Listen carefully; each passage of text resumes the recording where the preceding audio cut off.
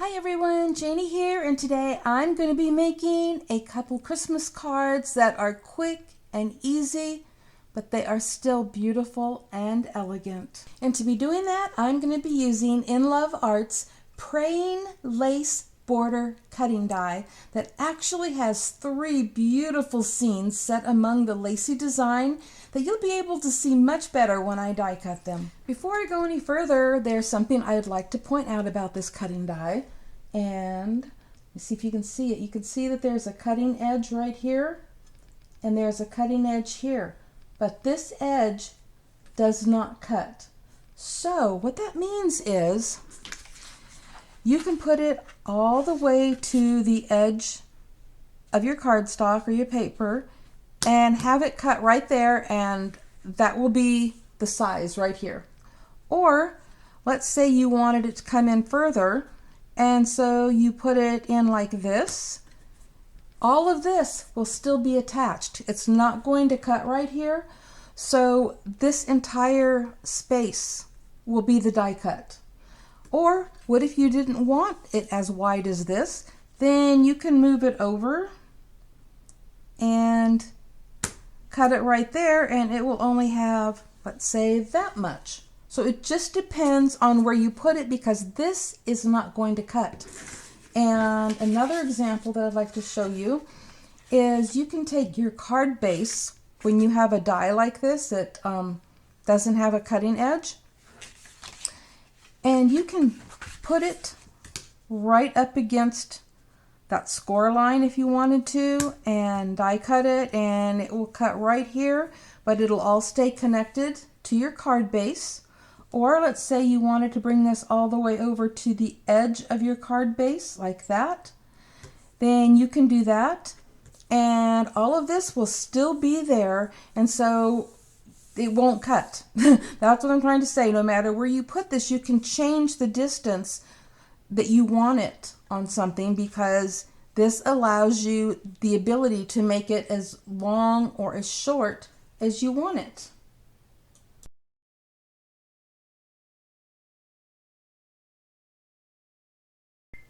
For the card I'm making, I don't want this edge to be this wide, so I'm using this smaller piece of gold foil cardstock, and I'm going to line it up right along this edge.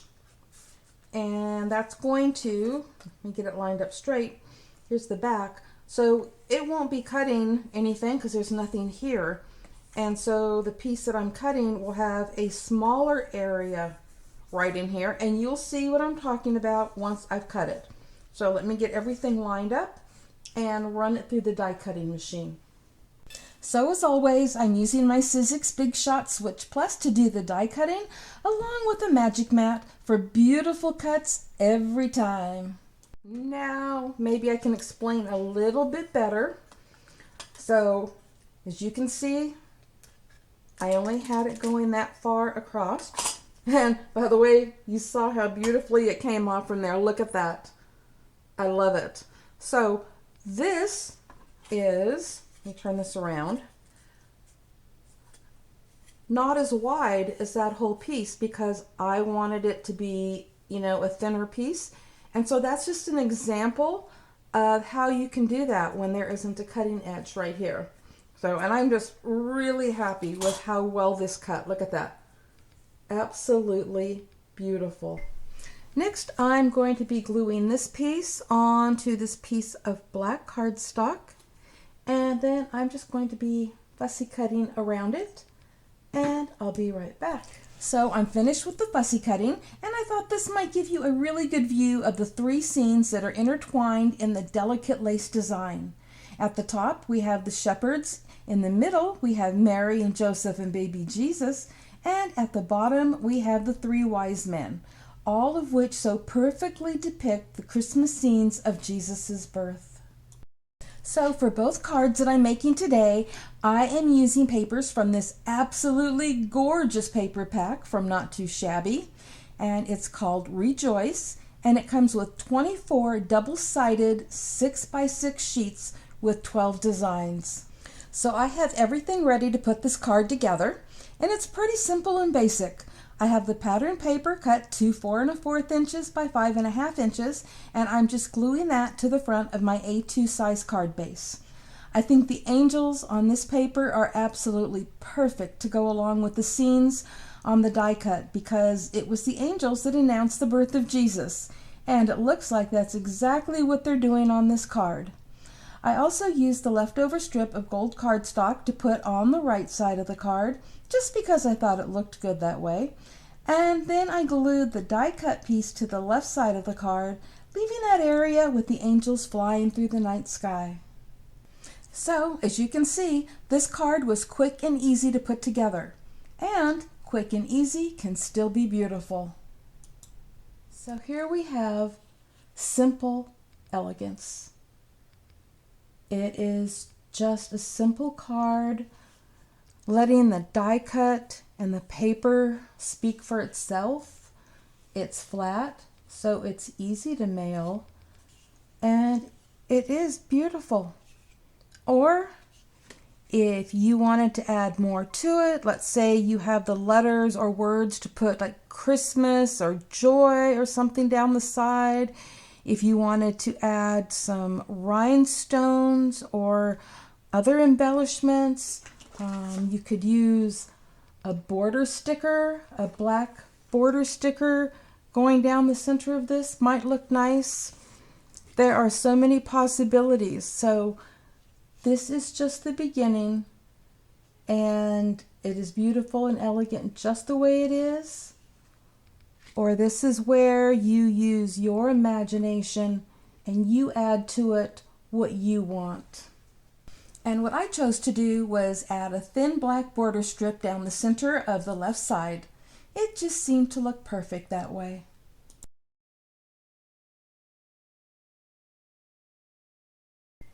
For this card, I used the InLoveArts Praying Lace Border Cutting Die and cut it from silver foil cardstock. And then I'm also using a piece of paper from the not too shabby Rejoice paper pack. And I'm going to be using this side, and I've already cut it down to 4 1/4 by 5 1/2. And I may trim it down more if I decide I want a border. So we'll see. And I'm going to be using Cat Scrappiness Glitter Mousse in Rainbow, which is, it looks like it's going to be white or clear with little rainbow sparkles, but it was the closest thing I had for stars because I am using the Cat Scrappiness Falling Starlights stencil, and I thought that that would be beautiful and perfect for this actually. And to do the stenciling, I am going to be using my Creative Craft Products stamp platform, and the lid comes off. Well, not the lid, but that part comes off. So I'm going to set that aside, and I'm going to show you how I'm going to use it. So I'm taking my piece of paper, and I'm using 2 of the magnets to hold that down. Okay, and then let me get this stencil out of here. I'm going to be using the stencil and putting that on here, and to decide exactly where I want it, I'm going to take my die cut and I'm just going to kind of lay it right there and then move this to right about there is where I think I want that. So I'm taking 2 more magnets and I'm holding the stencil down just like that. And so now my paper is being held, my stencil is being held, and it is ready for me to use this glitter mousse, which by the way, I have never used before, so we're going to see how this turns out. Okay, so I've got the jar open and there's quite a bit that was on the seal on the top, so I'm going to start with that, and I'm just going to scrape that off like so. Let's see here. Got a paper towel right there. And woohoo! Magnet. Okay. Let's see how this works. I am hoping for the best because I just think it will look so pretty having some sparkle on it. So I'll just put this on, and then of course I'll have to let it dry. So I wish I had my pixie spray. I could have sprayed it and made sure that the stencil didn't lift up on this side, but that mousse goes a long way. I was just using that little bit that was on the seal, and I think I have plenty on here, and I have plenty right here that I'm going to put right back in here, and I'm going to put the seal back on just to make sure that it stays fresh. And now I'm going to remove the stencil, and I'm going to go wash it right away. But I am lifting it up carefully, and oh, I think that's going to be absolutely beautiful. Okay, I'm going to let that dry. And I wanted to show you that I just used this napkin paper towel and wiped off the excess, and it came right off.